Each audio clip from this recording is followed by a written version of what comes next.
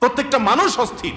এর মূল এবং প্রধান কারণ হলো এই কলব এবং অন্তরে যে জিনিসটাকে ঢুকানো দরকার ওটা না ঢুকাইয়া ভুলটারে ঢুকাইয়া বসে আছে, ইনস্টল করে নিছে দুনিয়াকে।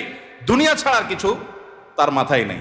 একজন যুবক তিনি কোনো মেয়ের সাথে অবৈধ সম্পর্কে জড়িয়েছেন, হারাম সম্পর্কে জড়িয়েছেন, সেটা একটা বিষয়, কিন্তু সেই মেয়ে তার সাথে ধরুন মানে কথা রাখে নাই, সে আরেকজনের সাথে ভেগে গেছে বা অন্য কোথাও তার বিয়ে হয়েছে।